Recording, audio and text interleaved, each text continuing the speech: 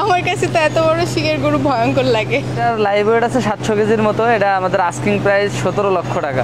আসলে ভয়ঙ্কর, সামনে যেতে ভয় করে, কারণ আমাদের গরু শিংটা একটু ছোট, তো একটু ভয় কম লাগে। ওর কাছে গেলে ও গুঁতে দেওয়ার মানে কোনো নাই, ইন্টেনশন নাই, বাট ওদের সামনে গেলে একটু ভয়ই করে, কারণ সামনে আমি কখনো যাইনি ওদের, এত বড় দানবের মতো।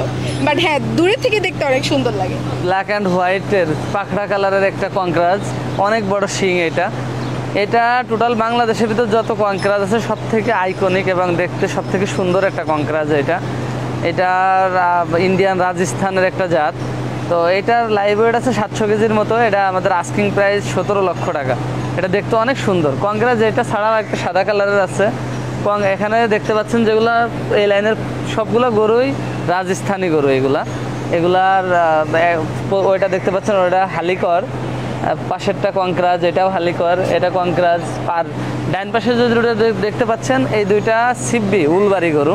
উলবাড়ি, এটা হাসা উলবাড়ি। এটা এইভাবেই থেকে যায়। এই গরুর মূলত সৌন্দর্যটাই শিং। এমনি ওইভাবে অ্যাগ্রেসিভভাবে গুঁতা দেবে এরকম কিছু না। ওর কাছে গেলে একটু মাথা নাড়াই। ওর যেহেতু শিং বড়, মাথা নাড়া দিলেই শিং লাগার ভয় থাকে, তাছাড়া তেমন কিছু না। আর এই গরু সাধারণত একটু পিছন দিকে যাওয়াটা রিস্ক, পিছনে পা মারার সম্ভাবনা থাকে।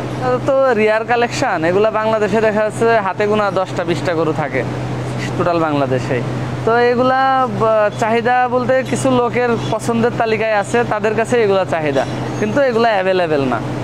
এটা 12 লক্ষ টাকা দাম উঠছে। এগুলাতে যেগুলো ইউনিক গরু আছে, যেগুলো আমার এক্সক্লুসিভ গরু, এগুলাতে ওদেরকে গোসল দিনে 2বার করানো, খাবার দাবার এগুলা ওদেরকে যেরকম 1বার গোসল করানো হয়, এদেরকে 2বার করানো হয়। এরকম পরিষ্কার পরিচ্ছন্নর ব্যাপারটা একটু বেশি খেয়াল রাখা হয়, কারণ যেহেতু এগুলা প্রতিদিনই অনেক লোক আসে দেখতে, তারা হাত দেয়, তারা এগুলাকে ধরে, তো একটু পরিষ্কার রাখাটাই ভালো রাখা লাগে এগুলাতে।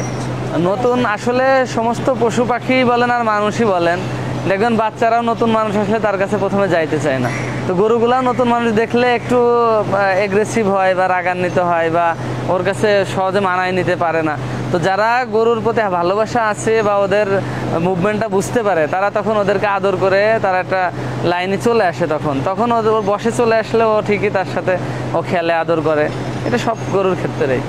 আসলে ভয়ঙ্কর, সামনে যেতে ভয় করে, কারণ আমাদের গরু শিংটা একটু ছোট, তো একটু ভয় কম লাগে। ওর কাছে গেলে ও গুঁতে দেওয়ার মানে কোনো নাই, ইন্টেনশন নাই, বাট ওদের সামনে গেলে একটু ভয়ই করে, কারণ সামনে আমি কখনো যাইনি ওদের, এত বড় দানবের মতো। বাট হ্যাঁ, দূরের থেকে দেখতে অনেক সুন্দর লাগে। বড় গরু ভাল লাগে, কিন্তু শিওলো গরু আমি খুবই ভয় পাই, কিন্তু ওইটা অ্যাকচুয়ালি অনেক সুন্দর।